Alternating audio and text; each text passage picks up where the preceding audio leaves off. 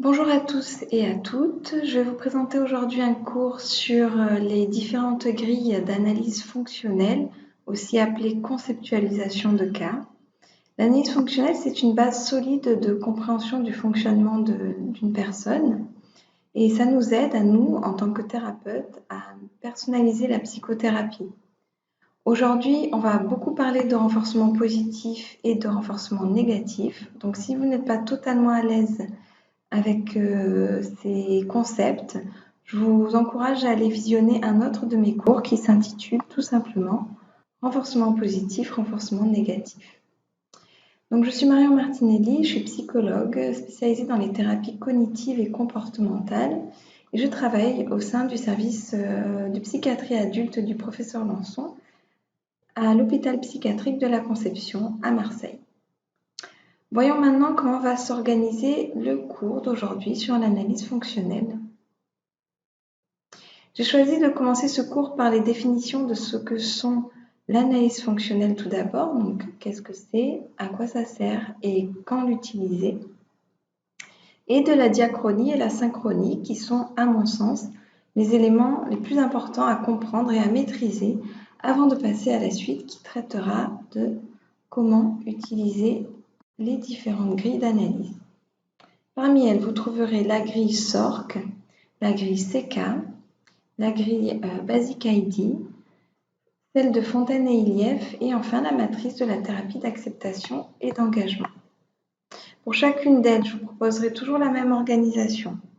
Donc d'abord, je vais vous montrer à quoi ça ressemble en théorie et ensuite, je vais prendre un exemple d'un de mes patients pris dans ma pratique professionnelle.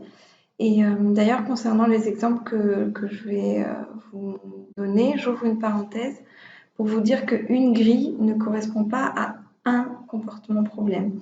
Vous pouvez utiliser toutes les grilles avec quasiment tous les comportements, ce qui va faire en fait que vous allez utiliser une grille plutôt qu'une autre, c'est ce que vous allez chercher à faire ressortir dans la thérapie. Donc il faut savoir qu'il y a plusieurs manières de présenter une conceptualisation de cas. Ça peut être sous forme de tableau, sous forme de schéma, en tout genre, à réaliser de toute façon toujours avec le patient, donc dans l'interaction avec le patient. Peu importe la façon dont vous allez procéder, ce sera toujours efficace si vous gardez à l'esprit que votre intention première, c'est d'amener le patient à une meilleure compréhension de lui-même, à une meilleure discrimination entre ses expériences internes et externes, et entre les conséquences positives et négatives de son comportement. On commence donc avec l'analyse fonctionnelle. Qu'est-ce que c'est ? L'analyse fonctionnelle, c'est une approche qualitative qui permet de définir et de comprendre le fonctionnement singulier d'une personne dans son présent et dans son passé. C'est la définition de Jean Cotreau. Il faut savoir que l'analyse fonctionnelle est absolument essentielle et indispensable dans la thérapie. Elle est qualitative en comparaison avec des mesures quantitatives qui seraient plus là pour permettre de rendre compte de l'évolution du patient. Par exemple, son niveau d'anxiété au début et à la fin de la thérapie, ça c'est une mesure quantitative. La fréquence de survenue d'un comportement, ça aussi c'est une mesure quantitative. L'analyse fonctionnelle, elle, c'est une mesure qualitative. Elle s'établit pas à pas dans un rapport collaboratif entre la personne et son thérapeute. Le thérapeute qui va donc utiliser les techniques de l'entretien semi-directif et faire bien attention à la mise en place d'une alliance thérapeutique, d'une relation thérapeutique de qualité pour pouvoir entreprendre ce travail. Personnellement, en tant que thérapeute TCC, donc moi j'utilise l'analyse fonctionnelle comme un outil important de psychoéducation, car ça va me permettre d'aider la personne à comprendre activement son fonctionnement intime, d'avoir moi-même une meilleure compréhension de son trouble et des cercles vicieux dans lesquels il s'embourbe par lui-même, souvent sans même s'en rendre compte.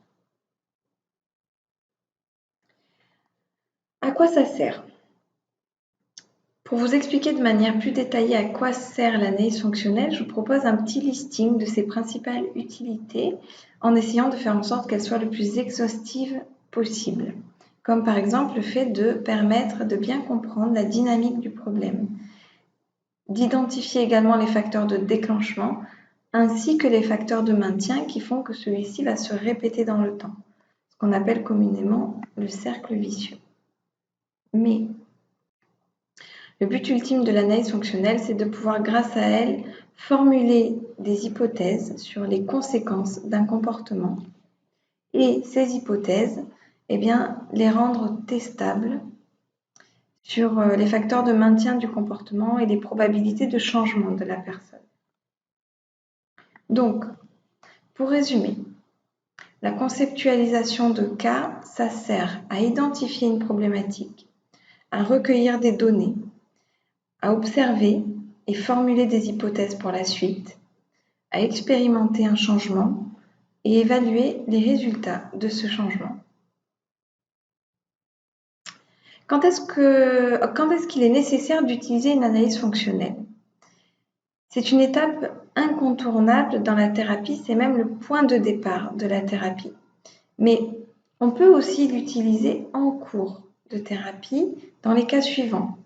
Lorsque la personne montre des difficultés ou un blocage, ou tout simplement lorsque son état s'améliore. On peut réutiliser l'analyse fonctionnelle pour démontrer qu'il y a une amélioration de l'état de la personne.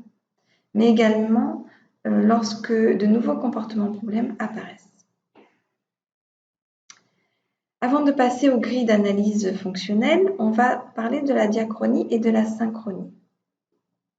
La diachronie et la synchronie sont les deux approches d'une même étude. On pourrait même dire que ce sont les deux facettes d'une même pièce. La diachronie, c'est une analyse historique du fonctionnement de la personne, afin de structurer son histoire passée. Quand on est thérapeute et qu'on veut réaliser une analyse diachronique, on va poser des questions sur le passé de la personne, en remontant jusqu'à son enfance s'il le faut. Et on va essayer de comprendre comment le trouble est apparu.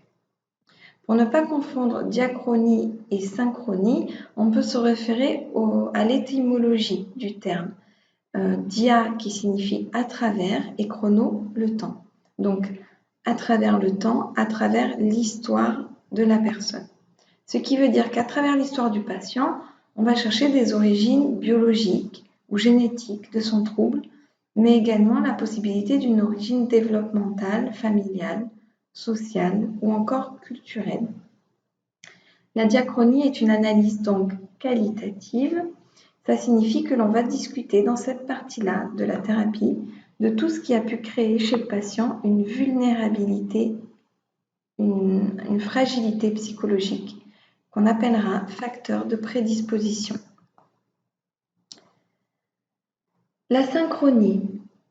La synchronie, c'est l'analyse d'une séquence de comportements qui sont présents dans l'ici et maintenant.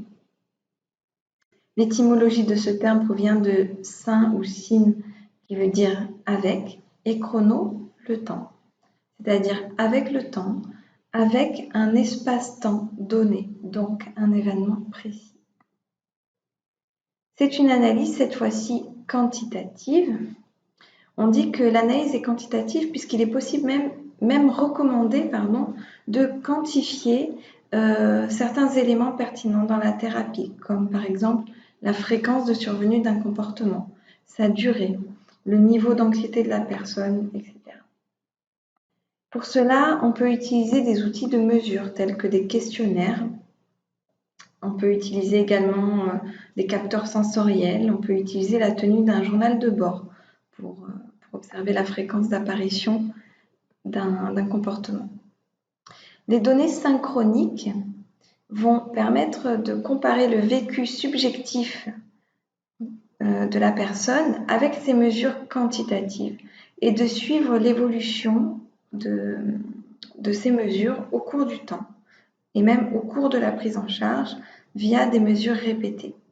Ça va nous permettre donc d'identifier les facteurs de déclenchement, par exemple à quelle heure de la journée ou dans quelles circonstances le trouble se déclenche, et les facteurs de maintien, combien de temps il dure par exemple, et dans quelles circonstances. On va donc pouvoir commencer par la première grille, qui est la grille SORC. L'intention de cette grille d'analyse, c'est principalement de pouvoir ouvrir la discussion avec le patient au sujet des 4 étapes chronologiques représentées par les 4 lettres du mot SORC, que sont donc le stimulus, à savoir le rôle que joue l'environnement dans la problématique du patient. Ensuite, on traitera du rôle de l'organisme dans le problème, qui comprend le système physiologique, émotionnel et cognitif. Arrivent ensuite les réponses comportementales, c'est-à-dire les actions entreprises, qu'elles soient utiles ou inutiles, et leurs conséquences à court et à long terme. Conséquences qui joueront un rôle direct sur les actions elles-mêmes par le simple principe du renforcement positif et du renforcement négatif, mais conséquences aussi directes sur les pensées, sur les émotions, en fait sur le fonctionnement général du patient.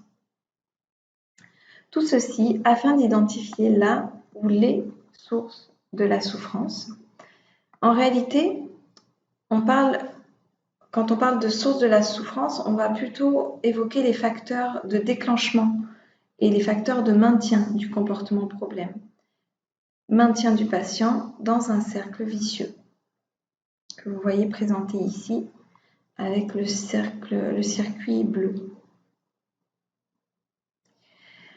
Dans le livre de Jean Cotreau, qui s'intitule « Les psychothérapies comportementales et cognitives », on propose l'exemple suivant.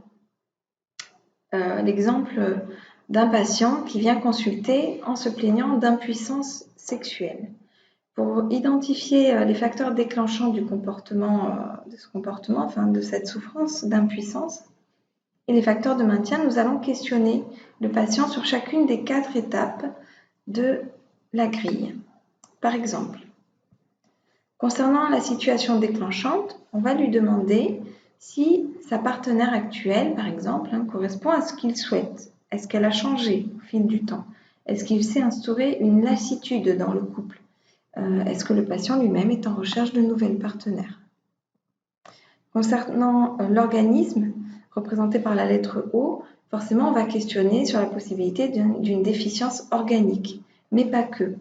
On va aussi questionner le rôle des émotions dans tout ça. Est-ce que la personne a été conditionnée à être impuissante suite à un échec de sa performance sexuelle par le passé? Ou on peut aussi parler de conditionnement opérant, dans lequel ce serait plutôt les conflits de couple qui n'ont rien à voir avec la sexualité, qui viendraient alimenter le manque d'envie par les disputes régulières. On peut également questionner le patient sur la façon dont il perçoit la sexualité et tout ce système de croyances qui entretiennent des idées sur la vie sexuelle, comme par exemple une vraie femme devrait se comporter de telle manière et moi, en tant que vrai homme, je devrais être comme ceci ou comme cela.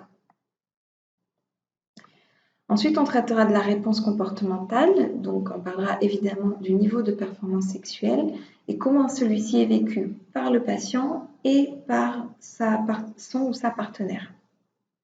Est-ce qu'ils sont tous les deux d'accord sur la durée, l'efficacité, la fréquence des rapports sexuels, par exemple?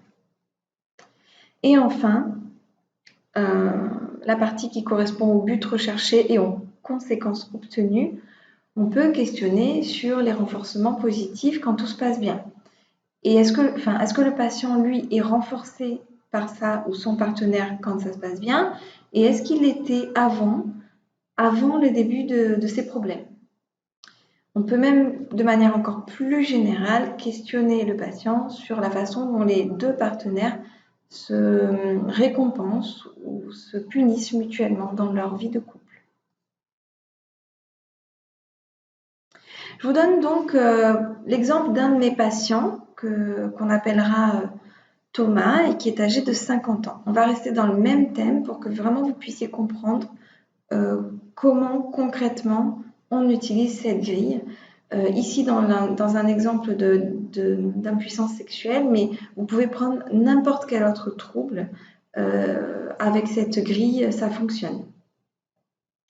Donc, Thomas se plaint d'une impuissance sexuelle, comme je vous le disais. Lorsqu'on s'intéresse à la situation, donc S, Thomas explique qu'il est en couple depuis 20 ans avec une femme qui a 10 ans de moins que lui. Elle est décrite comme insouciante, sociable, mais se comportant parfois comme une adolescente. Lui, plus âgé, plus mature, très rigoureux pour ne pas dire même rigide, Thomas est un adulte surdoué, il se plaint constamment d'un déficit de spontanéité et de sociabilisation. Vous l'avez compris, Thomas a trouvé chez sa partenaire la légèreté et la spontanéité qui lui manquent. Mais parfois, leurs différences les divisent et créent des tensions. Après bientôt 20 ans de vie de couple, évidemment, la passion des débuts s'est dissipée pour laisser place à une vie plus routinière. Ils n'ont pas d'enfants. Après 2 tentatives de fécondation in vitro et une fausse couche, ils n'ont plus rien tenté depuis des années. Pas de tromperie ni de séparation à prévoir. Sur le plan organique, Thomas souffre d'un trouble anxio-dépressif depuis 10 ans, avec traitement médicamenteux, qui semble plutôt efficace sur son humeur dépressive, bien qu'il explique que pour lui, être dépressif, c'est être faible. Les autres nous regardent du coin de l'œil et nous jugent comme étant quelqu'un de faible. Si les traitements agissent plutôt bien sur son humeur, il les perçoit lui comme un castrateur chimique et la principale cause de son impuissance sexuelle. Et comme il n'arrive pas à se passer des médicaments pour être bien, ça va générer chez lui un sentiment de ne pas maîtriser sa vie, donc un sentiment d'impuissance.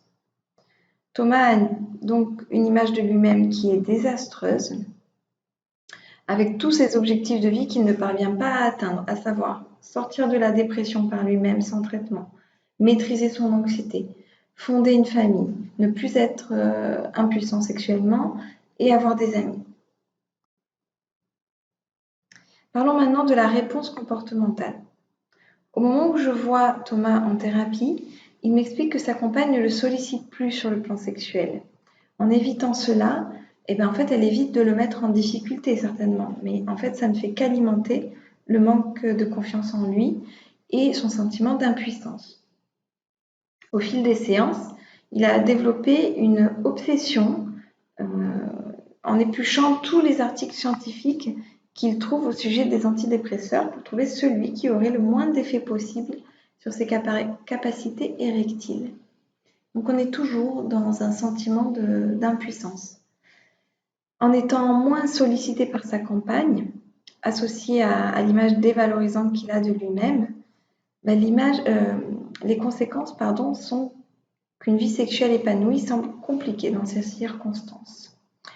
Autre conséquence, Thomas qui parle tout le temps à ses médecins de ses trouvailles concernant les traitements, en fait les médecins, eux, ils sont assez frileux, ils n'adhèrent pas à son entêtement et ils sont assez frileux à l'idée de le faire changer de molécule alors que celle-ci est efficace sur sa dépression. Tout ceci alimente encore le sentiment d'impuissance de Thomas, sa difficulté à prendre sa vie en main alors qu'il s'épuise à trouver des solutions. Et ça alimente donc son sentiment anxio-dépressif, représenté par la flèche rouge. Le maintien de l'état anxio-dépressif nous permet de démontrer le lien entre les conséquences et l'état initial de l'organisme, mais également le lien avec le maintien des actions peu productives qui, dans ce cas, va consister à continuer à éplucher les articles scientifiques à la recherche de l'antidépresseur miracle. Celui qui aurait les meilleurs effets sur l'humeur et pas d'effet sur la fonction sexuelle. Donc voilà pour l'exemple.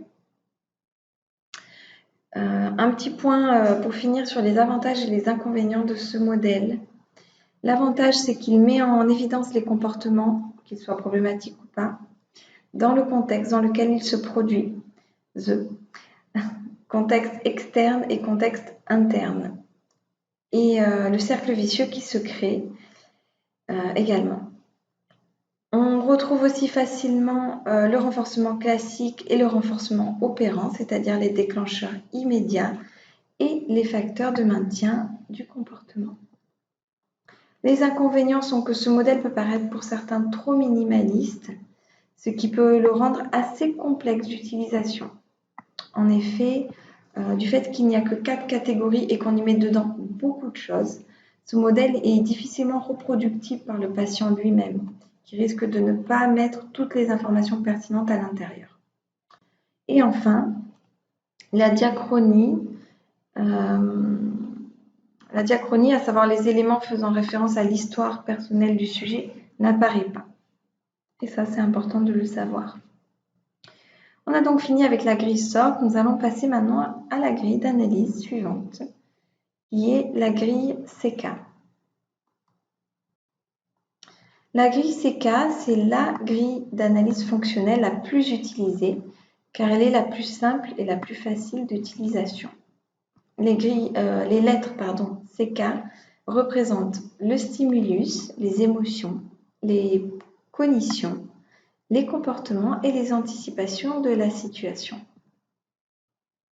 Ce schéma est intéressant parce qu'il précise les relations entre les différents éléments du schéma, ce qui vous permet facilement de tracer le cercle vicieux, le ou les cercles vicieux, avec ou sans passer par la conscience des pensées, des significations personnelles. Donc avec ma souris, vous voyez ici, on a un cercle vicieux sans passer par les pensées et les significations personnelles, mais on a aussi un cercle vicieux qui permet de les prendre en considération. Et ça, c'est assez intéressant dans ce modèle.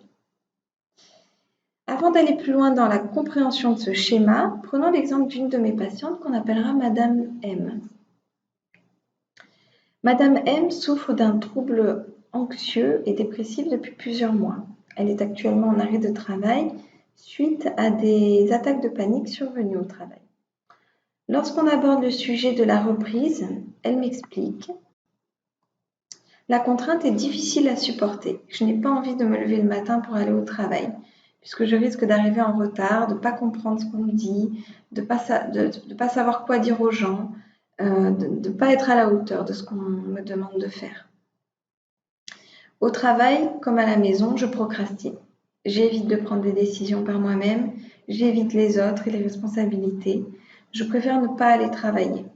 En plus, je suis moins anxieuse quand je reste à la maison. Par contre, je suis toujours aussi déprimée. Je suis lasse et je ne fais rien. En reprenant le discours spontané de la patiente, on retrouve les comportements d'évitement en vert et le cercle vicieux du maintien de la dépression en violet. Ça, ce sont les éléments qu'on va chercher à mettre en évidence avec la grille d'analyse fonctionnelle afin que la patiente puisse réaliser à quel point elle rentre dans ce cercle vicieux et de manière plus visuelle que juste en lui écrivant ce qu'elle a dit mot pour mot. Ça, c'est pas très pertinent comme mode de fonctionnement.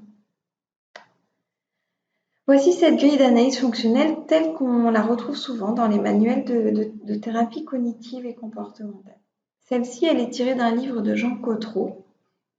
Je l'ai prise sur le site internet tcc-apprendre-la-psychologie.fr. Vous ne le voyez peut-être pas écrit en bas de cette diapositive, mais en tout cas, moi, je vous recommande ce site qui est vraiment très bien fait. Donc, je vous montre à quoi ressemble cette grille CK en théorie et comment on la remplit en pratique par rapport à tout ce qui a été dit précédemment au sujet de ma patiente, Madame M. Nous allons donc pouvoir remplir ces cases. Donc, on va commencer par la situation. Donc, ce matin, mon réveil sonne et je dois aller au travail, qui est alimentée par la pensée « je ne vais pas savoir quoi dire aux autres, je ne vais pas comprendre les consignes qu'on va me donner ». Donc ça, c'est les anticipations de la situation. L'émotion, c'est le manque d'envie d'aller au travail et la peur du regard des autres. Le comportement, c'est de l'évitement. Je ne vais pas au travail, je reste chez moi. Je vais prendre ma souris pour que vous puissiez voir le cercle vicieux. En n'allant pas au travail, on évite d'avoir à se confronter à sa difficulté qui est le manque d'envie d'aller au travail et la peur du regard des autres. Et on met en place un cercle vicieux. On peut également rajouter les pensées. Si moi je questionne Madame M, elle me dit « je ne suis pas à la hauteur » et la signification l'image que ça donne de moi, c'est que je ne suis qu'une incapable, quelqu'un de faible, je suis une loque. Les conséquences, finalement, comme je ne vais pas au travail, je ne fais rien. Effectivement, je suis moins anxieuse, mais aussi toujours aussi déprimée. donc diminution de l'anxiété et maintien de la dépression. Il faut savoir que quand on questionne Madame M sur ce qui est à l'origine de cette pensée, donc elle n'est pas à la hauteur, on retrouve une éducation qu'elle a eue qui était assez rigide, avec une importance donnée au travail, à l'esprit de compétition, au fait de toujours faire plus et mieux. Et ça, c'est le schéma cognitif qu'on appelle les idéaux exigeants. Ce qui nous intéresse ici, c'est le carré, vous voyez affiché avec le carré orange, le maintien de la dépression. Et c'est ça qu'on va chercher à mettre en évidence, à mettre en relief avec la patiente et qu'on va chercher à développer et à refaire encore et encore par d'autres analyses fonctionnelles au cours de la thérapie qui, la plupart du temps, donneront les mêmes résultats, c'est-à-dire le maintien de la dépression, jusqu'à ce qu'elle comprenne qu'elle est constamment dans des cercles vicieux et qu'il va falloir changer son comportement pour en sortir. L'avantage de ce modèle est qu'il met en évidence les liens entre les différents éléments qui le composent, le ou les cercles vicieux qui se créent. Notamment, il est souligné ici l'importance de l'anticipation et des schémas cognitifs sous-jacents et la manière dont tout cela peut impacter tout le reste, les pensées, les émotions, les comportements eux-mêmes.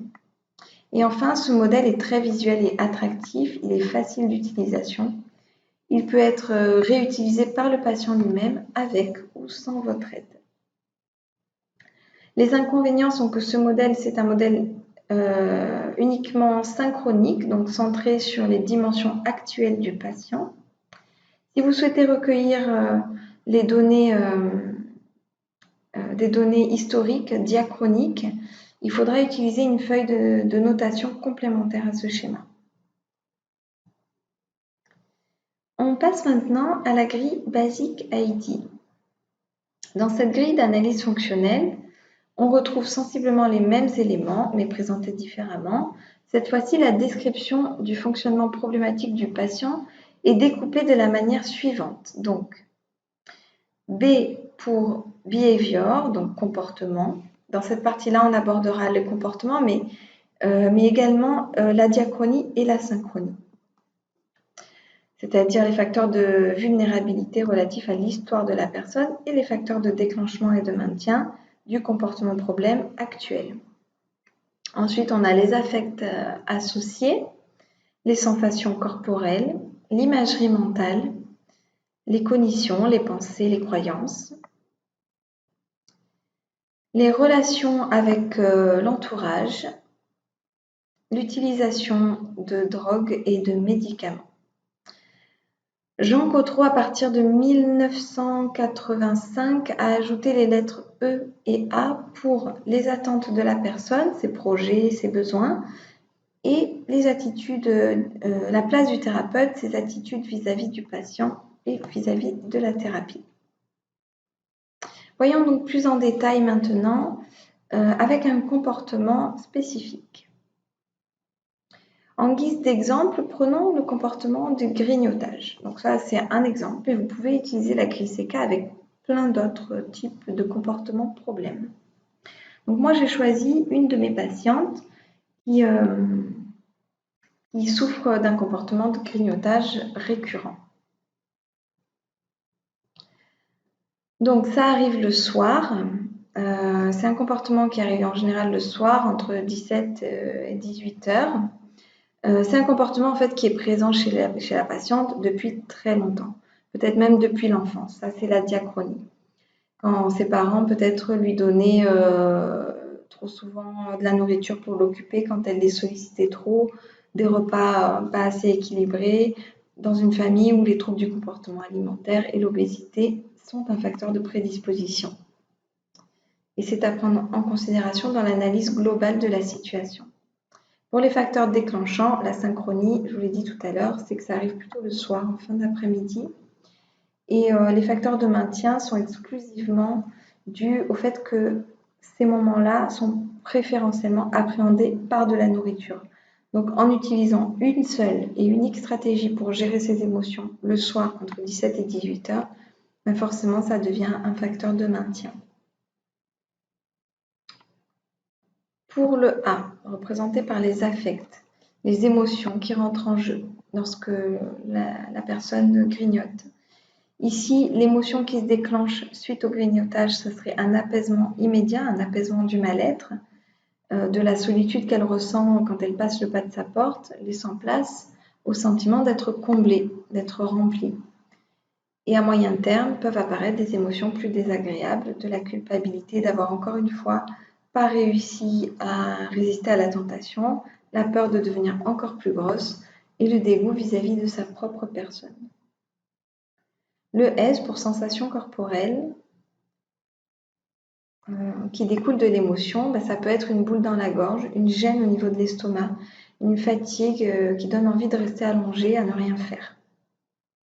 Le I, donc l'imagerie mentale, c'est notre manière de visualiser la scène. Par exemple, ce serait je me vois comme une larve affalée sur mon canapé, incapable de faire quoi que ce soit. Le C, pour les pensées automatiques et les croyances de la patiente concernant cette situation, ça pourrait être j'y arriverai jamais, personne ne peut m'aider, je suis vraiment trop fragile psychologiquement pour y arriver. Donc voilà la première partie sur le comportement problème et ses impacts sur les émotions, sur les sensations corporelles, sur les pensées automatiques. Dans la seconde partie de l'analyse fonctionnelle, on va traiter des relations interpersonnelles. Ma patiente, elle est plutôt introvertie, elle est plutôt extravertie. Elle est très à l'écoute de son entourage, dont elle aime prendre soin. Elle est très maternante et soutenante envers tout le monde. Le D nous donne des indications sur l'usage des drogues au sens large et aussi des médicaments. On peut imaginer que la patiente, elle utilise ponctuellement des anxiolytiques, enfin en tout cas on n'imagine pas parce que c'est le cas. Elle utilise ponctuellement des anxiolytiques quand elle en ressent le besoin et des somnifères aussi pour dormir la nuit.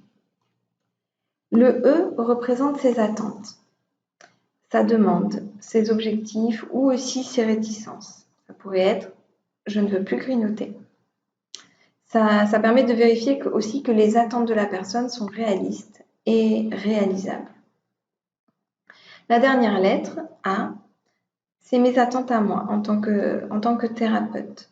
Par exemple, ça serait quelque chose du genre « la patiente parvient à critiquer un peu ses comportements de grignotage compulsif, mais elle reste néanmoins dans un évitement important. Elle change de sujet souvent quand j'en parle pour éviter de répondre à mes questions. Des améliorations sont possibles, mais ça risque d'être long et délicat. L'alliance thérapeutique n'est pas encore optimale, à mon sens. Je devrais vraiment orienter mes séances de telle ou telle manière. »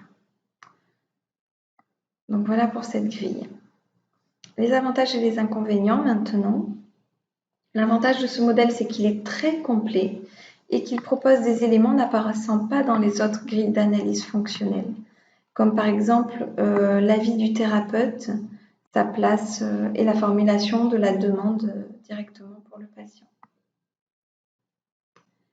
Au niveau des inconvénients, c'est sur le fait que la diachronie et la synchronie, en fait, elles sont intégrées dans l'analyse du comportement et de ce fait, il y a un risque de ne pas beaucoup les développer avec ce type de conceptualisation de cas.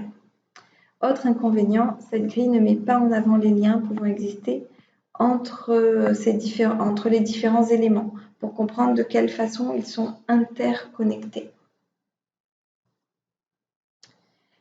La grille maintenant de Fontaine et Iliev. Alors la grille proposée en 1981, c'est celle-ci qui est aussi appelée grille rétroactive car elle met en relation les interactions entre les antécédents historiques et immédiats. Les antécédents historiques, c'est la diachronie, qui sont relatifs à l'histoire de la personne, son développement, son rapport à ses figures d'attachement, son cursus scolaire et professionnel, bref, son histoire de vie. On peut même y intégrer les dimensions de la personnalité. Les antécédents immédiats, eux, qui sont en réalité les facteurs de déclenchement actuels du comportement qui pose problème, c'est la synchronie. Ce qui on rajoute aussi les facteurs de maintien dans la vie de la personne. Évidemment, on va indiquer le comportement qui pose problème et sa fréquence de survenue, sa durée, son impact sur les émotions et sur les pensées. Et enfin, les conséquences, qu'elles concernent le sujet ou son environnement, avec les renforcements positifs et négatifs du comportement problème. Présentée d'une manière différente, la grille de Fontaine et Iliev peut aussi s'utiliser de cette manière.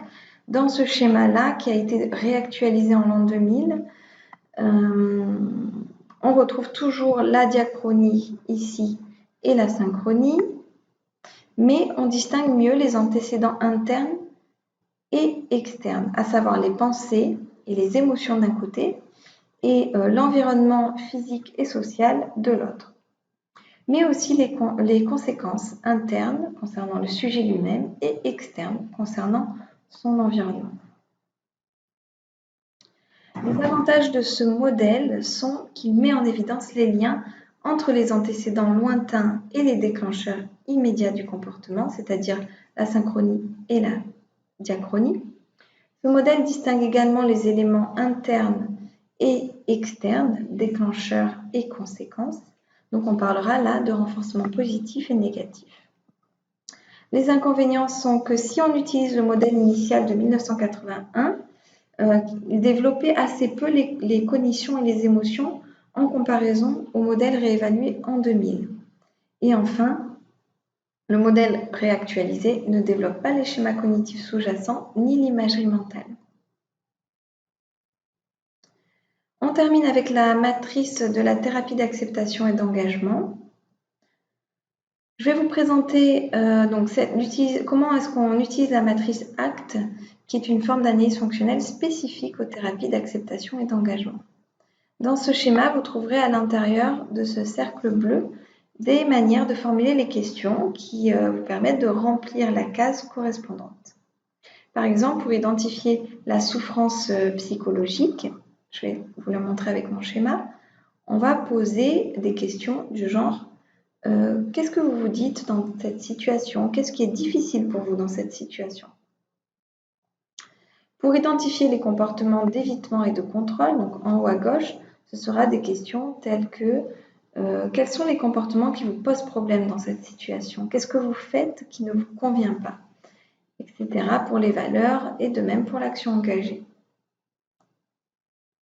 Tout ceci afin d'observer les expériences intérieures et les expériences extérieures, ainsi que de différencier les conséquences positives et les conséquences négatives des comportements. C'est-à-dire que si je me place au milieu, que j'ai des pensées désagréables, comme par exemple je ne suis pas assez soutenue par mon entourage, j'ai la possibilité d'aller vers des comportements qui me posent problème. Par exemple, je leur en veux, du coup, je vais les critiquer, je vais leur dire que c'est mal ce qu'ils font. Et en fait, en leur critiquant, je maintiens le fait que je ne suis pas quelqu'un qui est à la hauteur. Et là, je suis sur les conséquences négatives de mes comportements. Si je vais vers quelque chose qui est plus de l'ordre qui amène des conséquences positives et qui est une action engagée vers mes valeurs, ça va être, si mes valeurs, c'est prendre soin des autres et prendre soin de moi, je vais leur dire gentiment, dans la communication non violente, ce qui est important pour moi. Et en verbalisant ce qui est important pour moi, je prends soin de moi. Et en plus, je fais quelque chose qui est positif dans ma relation aux autres. Et ça a des conséquences positives. Donc, concrètement, comment ça se passe? La personne qui vient nous voir en thérapie, elle va exprimer toujours en première intention sa souffrance psychologique, tout simplement dans le but de nous exposer le problème qu'elle rencontre et la façon dont elle le vit intérieurement, ses doutes, ses émotions, etc. Donc, mis à part les questions ouvertes sur comment vous vous sentez actuellement, comment s'est passé ces derniers jours, vous n'avez pas vraiment besoin de poser des questions pour obtenir la souffrance psychologique. Pour axer l'entretien sur les valeurs de la personne, vous pouvez utiliser les questions suivantes. Qu'est-ce qui est vraiment important pour vous dans cette situation? Par exemple, vous dites que vous vous sentez rejeté, vous dites que vous vous sentez seul et que les personnes qui sont autour de vous agissent d'une manière où vous vous sentez rejeté, et ça vous rend triste, ça vous donne envie de pleurer. Qu'est-ce qui est vraiment important pour vous dans cette situation? Qu'est-ce que vous feriez de différent si vous n'aviez pas cette souffrance au fond de vous?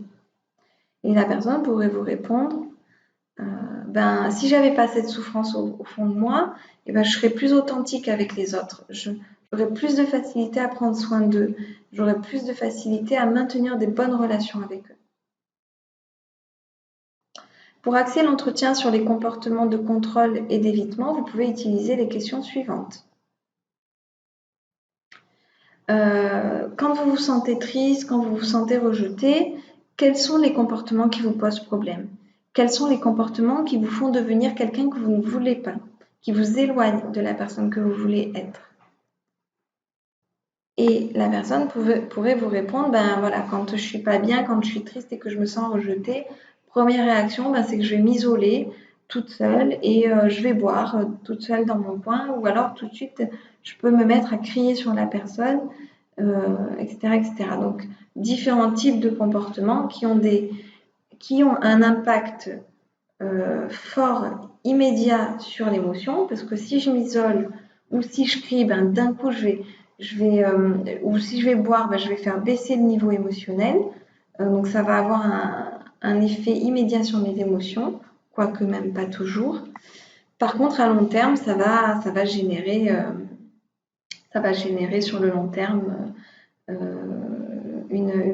un maintien de mon état, voire même une aggravation. Souvent, c'est une aggravation de mon état. Il nous reste donc à compléter la dernière case relative aux actions engagées. Ici, pour axer l'entretien sur les actions engagées, on peut formuler les questions suivantes.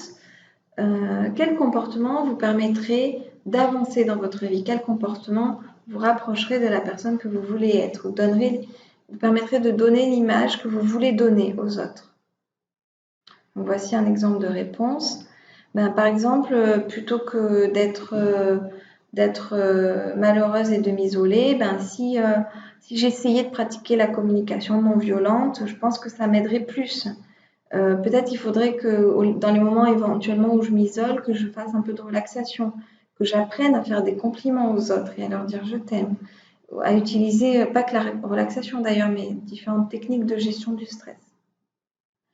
En pratiquant la communication non violente, en s'occupant de ses proches, en apprenant à gérer son stress, on est sur les conséquences positives puisque ça va en direction des valeurs qui étaient, je vous le rappelle, prendre soin des autres, prendre soin de soi et donc on rentre dans une boucle qu'on appellera le cercle vertueux. Quels sont les avantages et les inconvénients de ce modèle? Les avantages, c'est que c'est le seul modèle qui permet d'aborder les valeurs de la personne et son engagement à l'action. C'est-à-dire qu'en remplissant la case en haut à droite, on est déjà en train d'engager la personne à réaliser tel ou tel type de comportement. Et ça, cet engagement à l'action, il est particulièrement intéressant pour ce modèle. Il est très facile d'utilisation en thérapie et il est très facile à reproduire hors thérapie, hors séance, L'inconvénient, c'est qu'il n'utilise ni la diachronie ni la synchronie et qu'il n'aborde pas les schémas cognitifs sous-jacents. Ce cours est terminé, donc je vous remercie pour votre attention. J'espère que ce cours vous aura été utile pour apprendre à utiliser les différentes grilles d'analyse fonctionnelle, aussi appelées conceptualisation. Je vous dis à très bientôt pour un autre cours que vous pourrez trouver sur la chaîne YouTube de la psychiatrie au soleil et je vous encourage d'ailleurs à vous abonner à la chaîne. À très bientôt, au revoir.